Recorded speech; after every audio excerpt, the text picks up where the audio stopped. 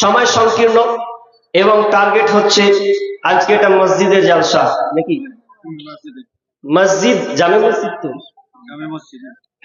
মসজিদের উন্নতি কল্পে জালসা আপনারা অবগত আছেন আগে থেকে, আর আপনারা রেডি হয়েও আছেন, তাই তো নাকি? আচ্ছা, কে কে টাকা দিবেন না হাত তুলেন তো। মনে সবাই কিন্তু দিবে, তার মানে নিশ্চিত ইনশাআল্লাহ। হাত কেউ উঠায়নি, সবাই দিবে। যাই হোক, কম বেশি করে দিব নাকি ভাই? তো মাশাআল্লাহ, ভালো লাগলো, হাত তুলেননি, আল্লাহ কবুল করুন। আমি আপনাদের সম্মুখে কয়েকটি আয়াত করেছি এবং এখানে হাদিসের নবী পাঠ করেছি। আয়াত এবং হাদিসকে সামনে রেখে আজকে আমার আলোচ্য বিষয় বিবাহ। এ সম্পর্কে গুরুত্বপূর্ণ তত্ত্ববল সংক্ষিপ্ত বিবরণের চেষ্টা করব। ওমা তৌফিক ইল্লা বিল্লাহ। বিবাহ কি? খুব গুরুত্বপূর্ণ একটা বিষয়। আজকে আমাদের সমাজে এই বিবাহগুলো ইসলাম যেভাবে বলে, শরীয়ত যেভাবে বলে, সেভাবে কিন্তু আমরা আজকে ছেলে মেয়ে বা কিংবা নিজে বিবাহ করি না। বিজাতির অনুসরণ করে আমরা এতটা নিচে নেমে গেছি যে ইসলামকে আজকে আমরা নিজের পায়ে আমরা মিশেছি। ভাই উঠছেন কেন ভাই? এগুলো মিটার 100 হয়। আর যারা উঠবেন তারা আগে শেষের দিকে বসবেন, আর যারা থাকবেন সামনে বসবেন। এই উঠা লোককে যদি আবার বলি তো আবার বলে বলবি কেমন না, বসলে আগা দিকে বসবেন, উঠাউঠি করবেন। অন্তত আপনি 1 ঘন্টা শুনুন, 8 ঘন্টা শুনুন, তারপরে আপনি যান। আমি আপনাকে ঠেকাবো না, কারণ আপনাকে আমি ঠেকাতে পারিনি। কি বলছিলাম? বিবাহ একটা অপরিচিতা মেয়ে এবং অপরিচিতা ছেলের সঙ্গে শরীয়ত অনুযায়ী হালাল করে সুন্নাতি তরিকা খুতবা পড়িয়ে দেওয়ার নামই হচ্ছে বিবাহ। বিবাহতে আল্লাহ তাআলা ফায়দা রেখেছেন, যে ফায়দা আমি আপনি এখন বর্তমানে দেখতে পাচ্ছি।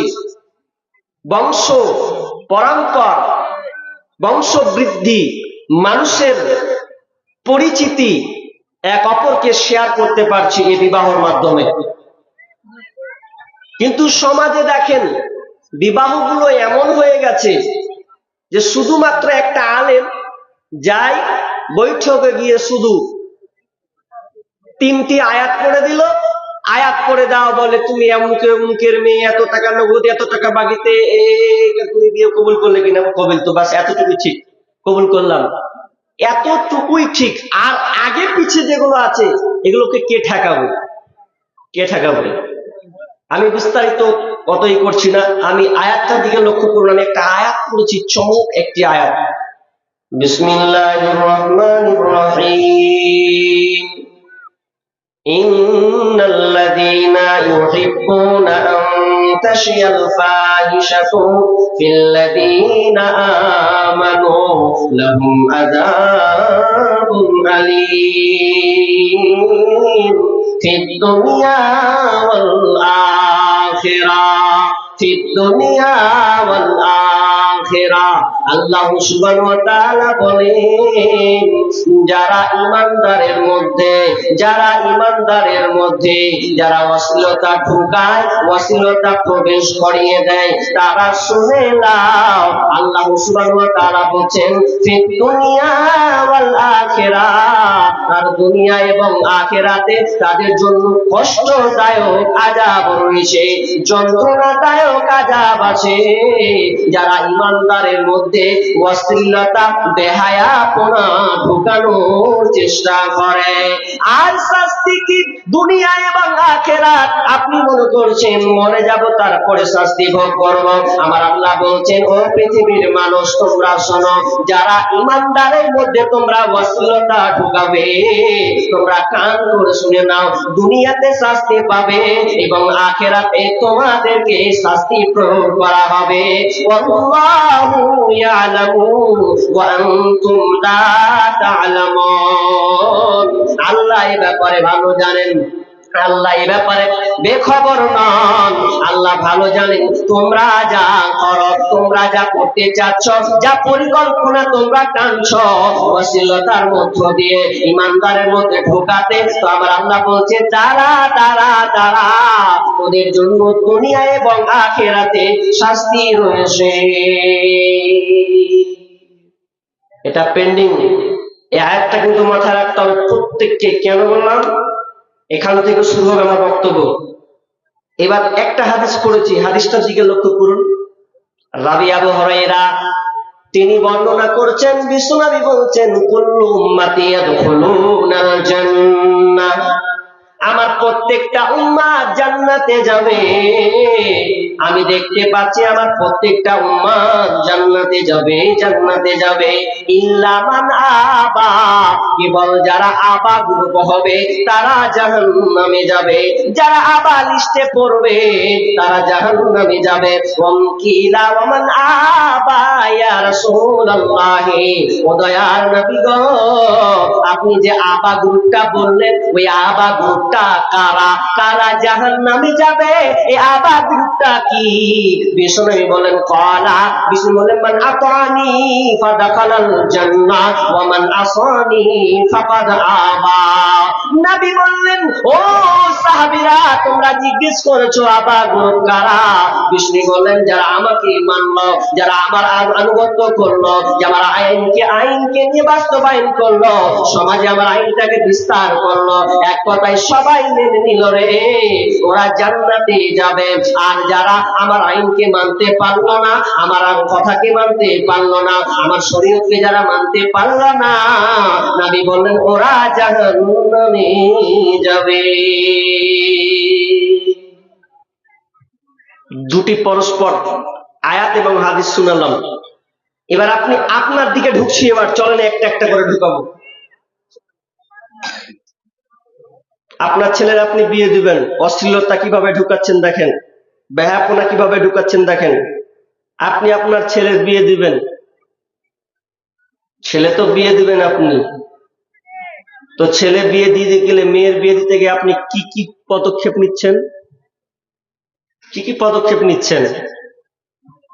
মেয়ে দেখবেন আপনি, কেমন মেয়ে দেখবেন এটা একটু বলে দিই। বিষ্ণু বলছেন তুনকাহুল মারআতু লিআরবাইন লিমালিহা ওয়া লিহাসাবিহা ওয়া লিজামালিহা ওয়া লিদীনিহা ফাজফার বিযাতিদ্দীন। যারা বিয়ে করে তারা চারটা জিনিস দেখে বিয়ে করে। আল্লাহ রাসূল বললেন না চারটা জিনিস দেখে বিয়ে করা হয়, এটা নয়, এটা অনেক আলেম ওলামা ভুল বলে। চারটা জিনিস দেখে বিয়ে করা হয়, চারটা জিনিস দেখে বিয়ে করা হয়, এটা মানুষের নেচার, এটা বৈশিষ্ট্য। চারটা জিনিস দেখে বিয়ে করা হয়। আপনি কিন্তু দেখেন, এক লিমানিহা ওয়া লিহাসাবিহা ওয়া লিজামালিহা ওয়া লিদীনিহা। মাল, মেয়েটার মাল কেমন, তার বাপের সম্পদ কতটা আছে। ওয়া লিহাসাবিহা ওয়া লিজামালিহা ওয়া লিদীনিহা, মেয়েটার বংশ কেমন, বংশটা কেমন, হাট্টা খাট্টা আছে কিনা, পালোয়ান টাইপের আছে কিনা। 3 নাম্বার, মেয়েটা সুন্দরী কিনা, মেয়েটা দেখতে ভালো কিনা। তারপরে বলছেন 4 নম্বরে বলছেন ওয়ালিদিনিহা, মেয়েটার দিনদারিতা আছে কিনা, এটা দেখে। আর বিষ্ণু বলেন ফাজফার বিযাতিদ্দীন, ওহে যুবক, ওরে যে তুমি মেয়ে দেখতে যাচ্ছ, তুমি মেয়ে প্রাধান্য দাও কোনটা? মেয়েটার টাকা কম চলবে, চলবে, কোনো অসুবিধা নাই। বাপমা কিনা বংশ গৌরব কম চলবে, অসুবিধা নাই। মেয়েটা দেখতে একটু খারাপ, অত হাই কোয়ালিটি নয়, চলার মতন মেয়ে, তো বলছে দাও, বাদ দিও না, তবে একটা জিনিস খেয়াল রাখো, ফাজফার বিযাতিদ্দীন, তুমি দিনটাকে গ্রহণ করে না। মেয়ের দিনদারিতা দেখবেন। মেয়ে দেখতে যাচ্ছেন, কে কে যাচ্ছেন? প্রথমে ভুল করছেন আপনি, এই কান লাগান, প্রথমে ভুল। আপনি মেয়ে দেখতে যাচ্ছেন, কি কি ভুল করছেন? কে কে যাচ্ছে? আপনার বাপ, আপনার বন্ধু, আপনার কাকা, আপনার বংশের সুনামধন্য একজন ব্যক্তি দিয়ে আপনি মেয়েটাকে দেখতে গেলেন, যে ভালো মন্দ জিজ্ঞেস করলেন, গলা ভরে খেয়ে বাড়ি চলে আসলেন। এগুলো নিয়ম আছে ইসলামে? কেন গেলেন আপনি? এটা আপনি ইসলামে নতুন করে ঢুকাচ্ছেন, এটা অশ্লীলতা না? আমি আরেকটা সবসময় মাথায় রাখতে বলেছি, ভালো করে খেয়াল করেন। অশ্লীলতা ঢুকাচ্ছেন আপনি ইমানদারের মধ্যে। আপনি এটা কেন করতে গেলেন? মেয়ে দেখতে যাবে যে কেবল বিয়ে করবে, যে বিয়ে করবে সেই কেবল মেয়েটাকে দেখতে যাবে, নচেত নয়। আপনি কেন গেলেন দেখতে? কত খারাপ হচ্ছে জানেন? একটা মেয়েকে দেখতে গিয়ে আপনি 10 জন 20 জন দেখছেন। আমাদের গ্রামের কথা বলছি, বলা হলো যে যে বিয়ে করবে সে যাবে, তা না হলে বন্ধুকে দিয়ে পাঠিয়েছেও। বন্ধু নিয়ে যে চ নাবে, পালসার গাড়িতে যাবো, শালা তুই ওপরে উঠবি, নিচে নামবো, প করে দেখে চলে আসবো, খেয়ে দেবে।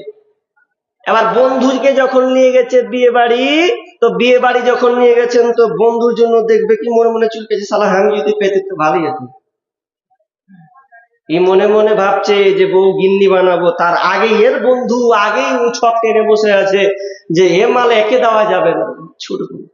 তখন ও আবার বাহানা দিচ্ছে কি যে এদের পরিবার ভালো নয়, আপনি আমাদের বাড়তে দেন, আমাদের 10 চাকা আছে আর 2-3 খান চাকা, আপনার মেয়ে সুখে থাকবে, ওদের বাড়তে দেবে তো ওই আল্লাহ না খেয়ে পড়ে যাবে। এমন করতে করতে করলে করলে করলে ইয়ে আপনার বসা আছে, তার আগে ওর বন্ধু কুচু ছিল বসা আছে, বিয়ে ফিট হয়ে গেছে অন্যদিকে। হ্যাঁ ভাই তুই বিয়ে করলি? হ্যাঁ হয়ে গেছে, তো পছন্দ করে। এগুলো হচ্ছে না সমাজে? হচ্ছে। আপনি হাদিসকে ফলো করুন। আপনি ফলো করছেন না তো। বিয়ে করতে গিয়ে আপনি কত যে অশ্লীলতা বেহায়াপনা আপনি করেছেন তার কথা নাই, বিয়ে করলেন। বিয়ে দেখতে গিয়ে আপনাকে দিনদারিতা দেখতে হবে। কিন্তু আমরা দুর্ভাগ্য বিষয় যে আমরা দিনদারিতা মেয়ে আমরা দেখছি না। কোথাকার কি মেয়ে দেখছে?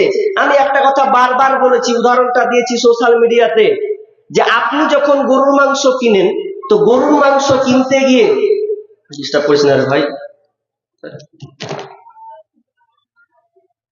গরুর মাংস কিনতে গিয়ে আপনি কসাইওয়ালাকে বলছেন, আপনার গরুর মাংস কিনেন তো?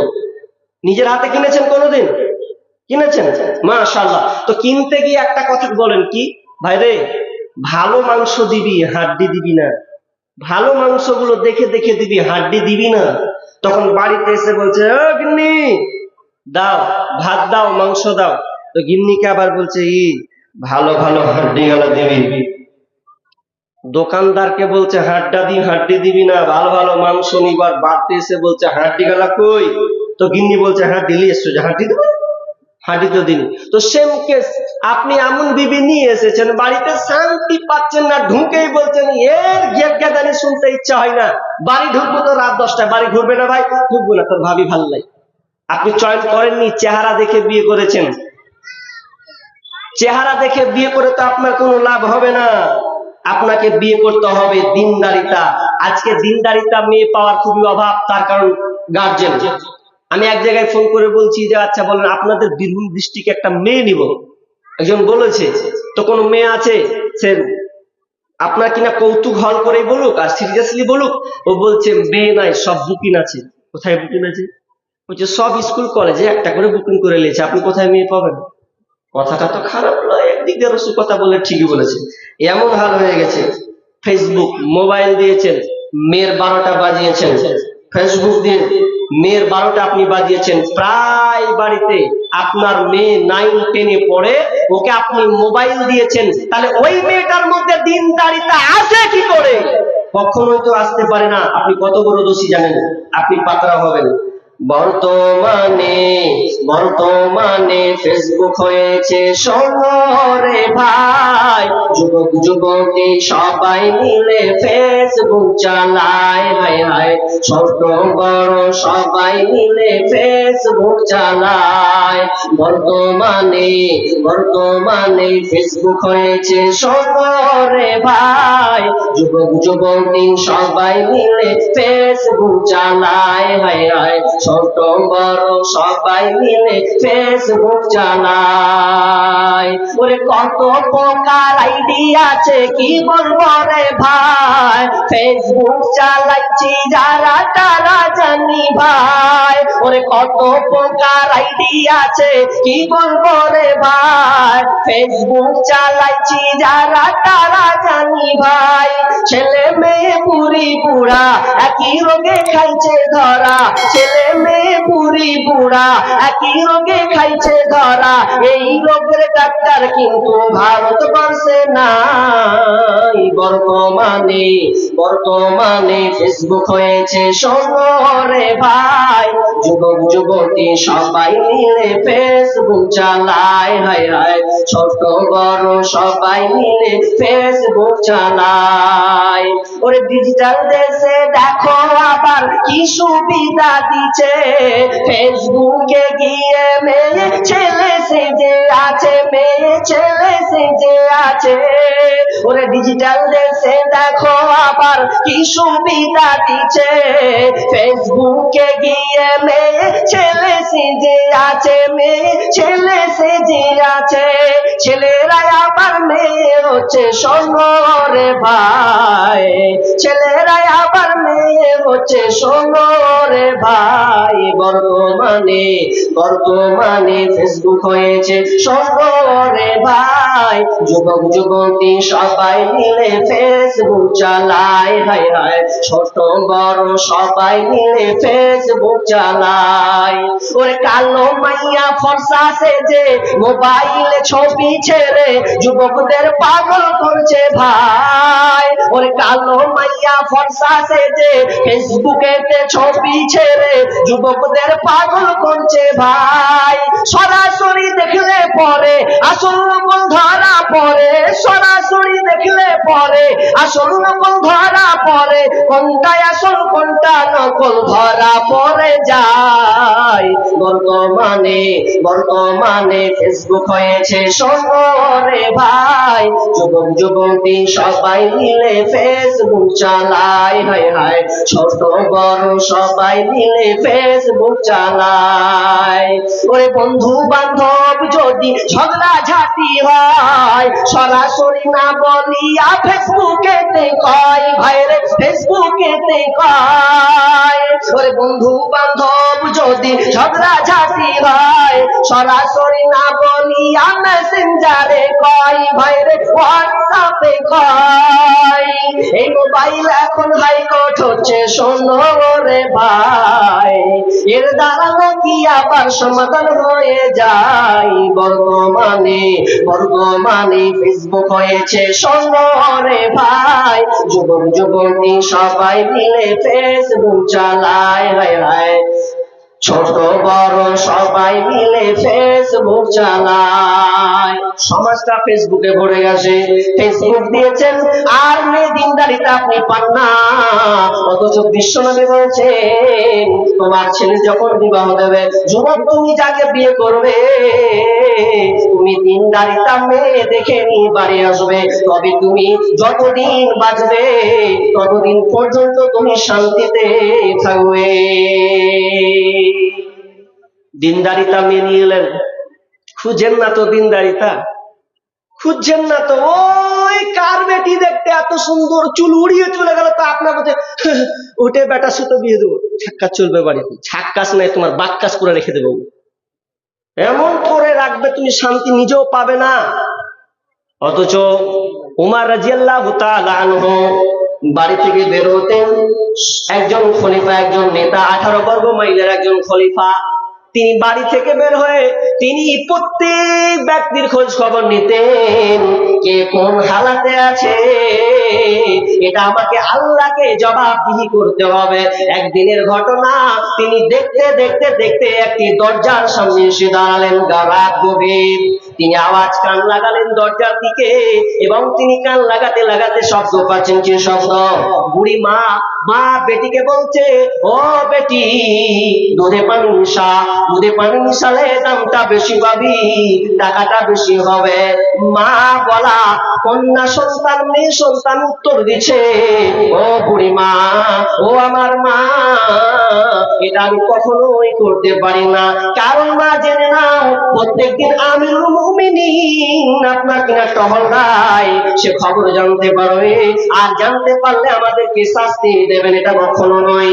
এবার মা বলছে, বেটি রে, আজকে তো আমিরুল মুমিনিন নাই, আজকে মিশিয়ে দে, দামটা বেশি হবে।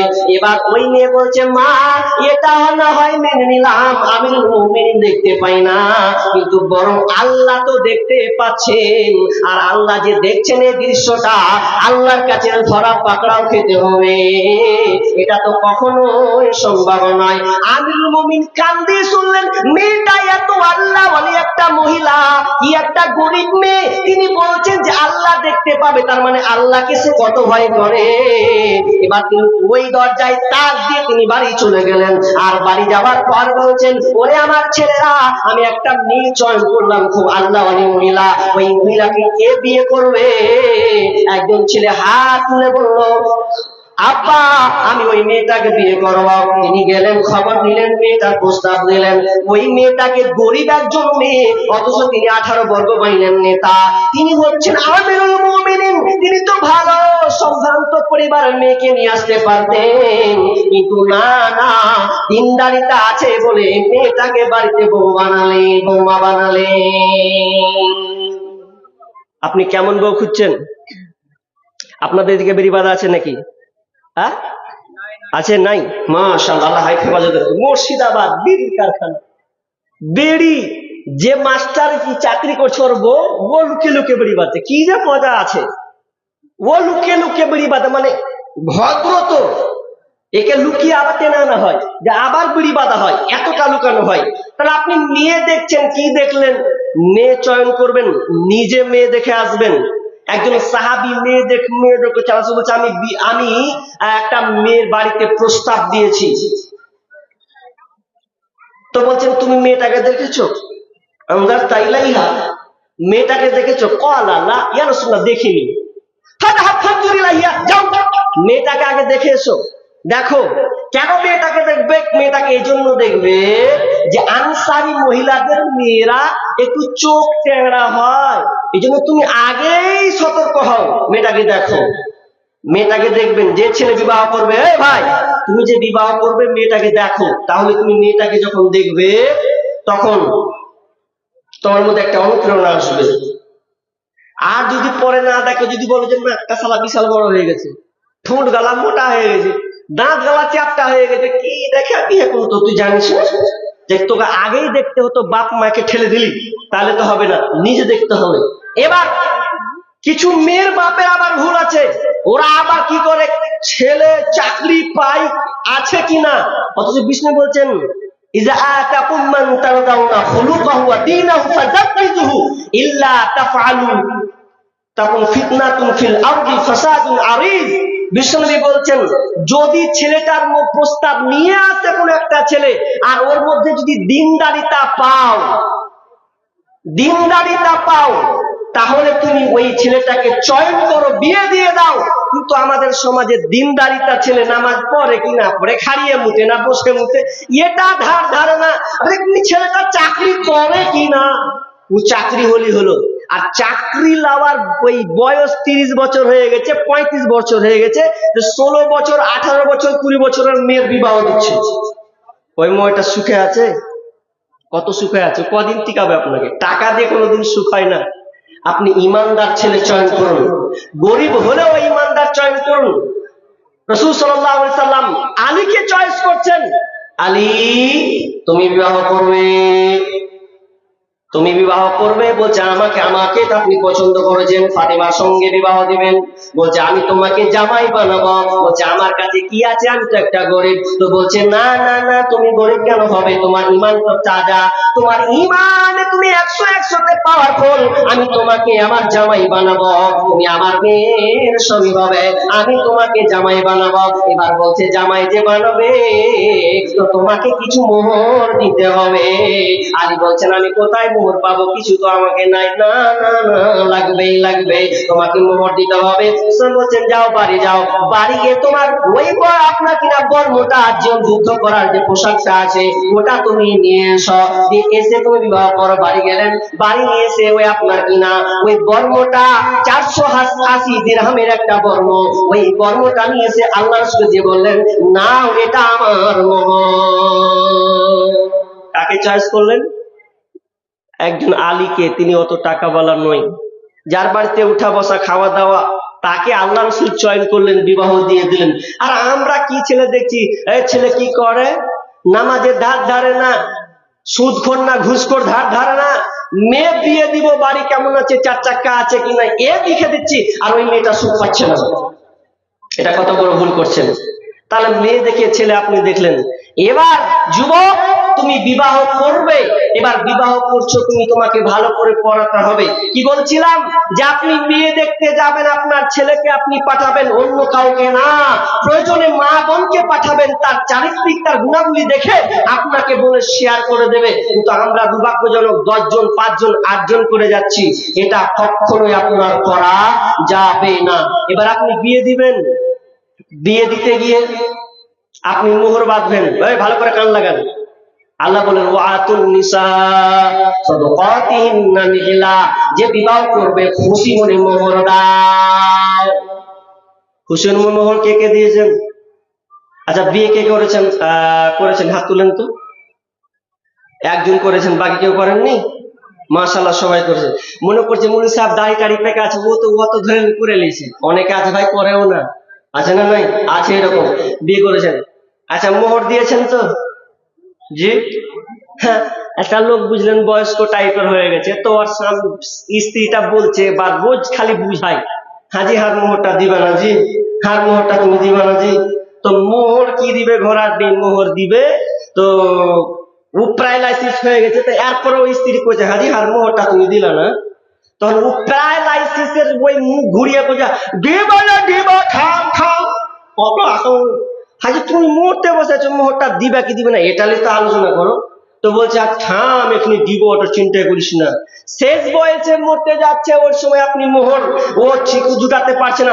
অথচ আপনার ছেলে পালসার গাড়ি আর আপনার স্করপিও গাড়ি নিয়ে 4 খান 5 খান করে গাড়ি নিয়ে যাচ্ছে, আর নিয়ে যে আপনার বিয়ে করতে যাচ্ছে, মোহর কতটি, যে টাকাটা 20,000 টাকা ও গাড়িতে খরচ করেছে, মোহরের বেলায় বলছেন কটি 1,000 টাকা, তাও 5,000 টাকা বাড়ি করতে।